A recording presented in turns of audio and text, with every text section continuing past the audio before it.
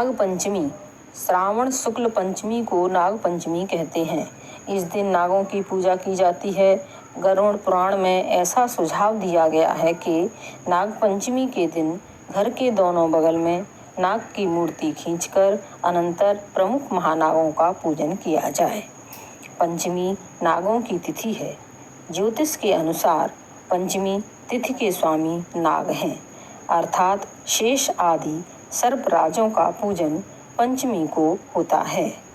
पुष्प तथा दूध सर्पों को अति प्रिय हैं। पूजा करते समय यह मंत्र बोलना चाहिए। ओम भुजंगेशाय विद्महे सर्पराजाय धीमहि तन्नो नागः प्रचोदयात्। गांवों में इसे नागचैया भी कहते हैं। इस दिन ग्रामीण लड़कियां किसी जलाशय में गुड़ियों का विसर्जन करती हैं। ग्रामीण बच्चे तैरती हुई इन निर्जीव गुड़ियों को डंडे से खूब पीटते भी हैं।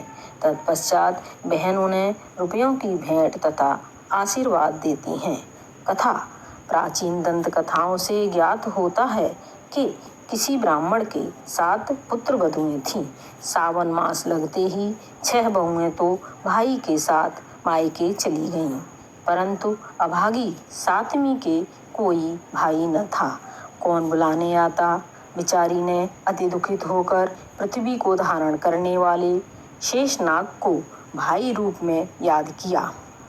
करुणायुक्त दीनवाणी को सुनकर शेष जी वृद्ध ब्राह्मण के रूप में आए और उसे लिवाकर चल दिए। थोड़ी दूर रास्ता तय करने पर उन्होंने अपना असली रूप धारण कर लिया। तब फन पर बैठाकर नागलोक ले गए। वहां वह निश्चिंत होकर रहने लगी। पाताल लोक में जब वह निवास कर रही थी, उसी समय शेष जी की कुल परंपरा में नागों के बहुत से बच्चे ने जन्म लिया। उस नाग बच्चों को सर्वत्र विचरण करते देख शेष नाग रानी ने उस वधू को पीतल का एक दीपक दिया तथा बताया कि इसके प्रकाश से तुम अंधेरे में भी सब कुछ देख सकोगी। एक दिन अकस्मात उसके हाथ से दीपक नन्हे टहलते हुए नाग बच्चों पर गिर गया। परिणाम स्वरूप उन सब की थोड़ी पूंछ कट गई। यह घटना घटित होते ही कुछ समय बाद वह ससुराल भेज दी गई। जब अगला सावन आया तो वह वधू दीवाल पर नाग देवता बनाकर उनकी विधिवत पूजा तथा मंगल कामना करने लगी। इधर क्रोधित नाग बालक माताओं से अपनी पूंछ काटने का आदि कारण इस वधू को मारकर बदला चुकाने के लिए आए थे, लेकिन अपनी ही पूजा में श्रद्धावान उसे देखकर वे सब प्रसन्न हुए और उनका क्रोध समाप्त हो गया।